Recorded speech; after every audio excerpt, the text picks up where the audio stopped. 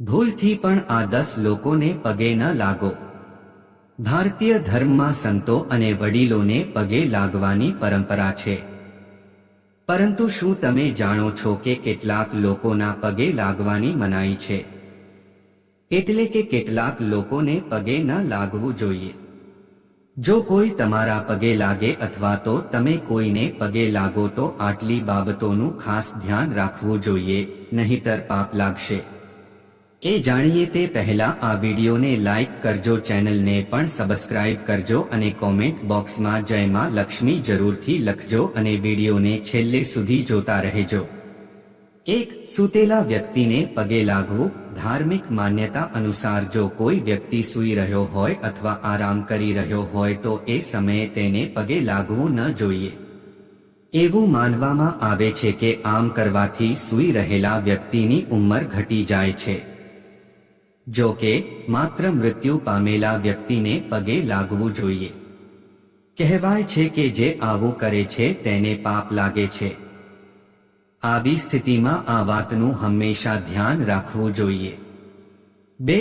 જમાઈએ સસરાના પગે ન લાગવું જોઈએ. પૌરાણિક માન્યતા અનુસાર જમાઈએ કોઈ પણ સંજોગોમાં પોતાના સસરાને પગે ન લાગવું જોઈએ. કહેવાય છે કે મહાદેવે રાજા દક્ષનું માથું કાપ્યું હતું, ત્યારથી આ પરંપરા ચાલી આવે છે. 3. પૂજા કરી રહેલા વ્યક્તિને પગે ન લાગવું. જો કોઈ વ્યક્તિ મંદિર અથવા ઘરમાં પૂજા કરી રહ્યો છે કે માળાનો જાપ કરતો હોય અથવા ભજન ગાતો હોય તો આ દરમિયાન તેને પગે લાગવું યોગ્ય નથી. આવી સ્થિતિમાં બંનેને પાપ લાગે છે. બીજી વાત એ છે કે આમ કરવાથી પૂજામાં અડચણ ઉત્પન્ન થાય છે. જો કે જ્યારે વ્યક્તિ પૂજા વગેરે કરે છે ત્યારે તેના ચરણ સ્પર્શ કરી શકાય છે. 4. ભાણાએ મામાને પગે ન લાગવો જોઈએ. એવું કહેવાય છે કે ભાણાએ ક્યારે પોતાના મામાને પગે ન લાગવું જોઈએ. શાસ્ત્રોમાં ભાણા ભાણીને પૂજનીય માનવામાં આવ્યા છે અને જો તેઓ ચરણ સ્પર્શ કરે તો મામા મામીને પાપ થઈ શકે છે. એવું માનવામાં આવે છે કે ભગવાન કૃષ્ણએ કંસનો ઉદ્ધાર કર્યો છે ત્યારથી આ નિયમ પ્રચલિત છે. આજે પણ લોકો આ વાતને નકારતા નથી. 5. સ્મશાનમાંથી પરત ફરેલા વ્યક્તિને પગે લાગવું. જો કોઈ વ્યક્તિ અથવા વડીલ સ્મશાન ઘાટથી પરત ફરે તો તેમને જોઈને અનેક લોકો તેમના પગે લાગે છે. જો કે આમ કરવું ખોટું છે.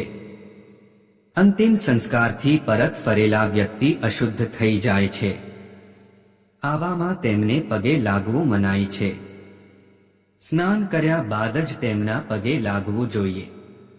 6. પત્ની પતિ પત્નીનો સંબંધ ખૂબ જ પવિત્ર સંબંધ હોય છે. આ ભાગીદારીનો સંબંધ હોય છે.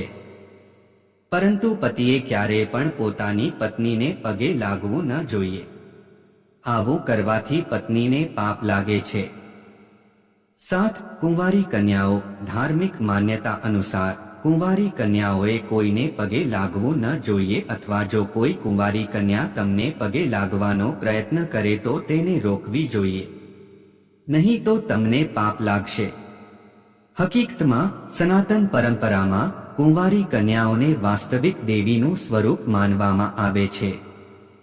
જેઓ આ કરે છે તેઓએ પાપ માટે દોષી બનવું પડશે.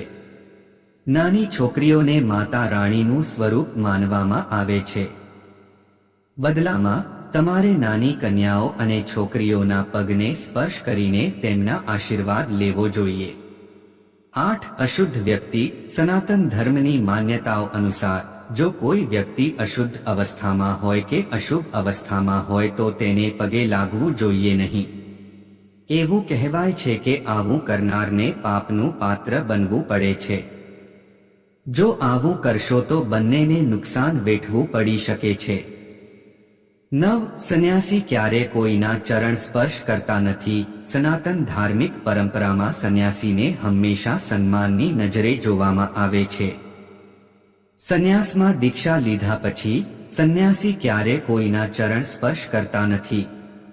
તમે મહાન યોગીઓ અને સંતો સાથે આ જોયું જ હશે. 10 વહુ અને દીકરી. કેટલાક સમાજમાં વહુઓ પોતાની સાસુના પગે લાગી શકે છે પરંતુ સસરાને નહીં, કારણ કે વહુ ઘરની લક્ષ્મી હોય છે. દીકરીઓએ ધ્યાન રાખવું જોઈએ કે તેઓ પણ પોતાના પિતાને પગે ન લાગે, નહીં તો પિતાને પાપ લાગશે. પુત્રીઓને દેવીનું રૂપ માનવામાં આવે છે, એટલા માટે તેમને પગે ન લગાડવા જોઈએ.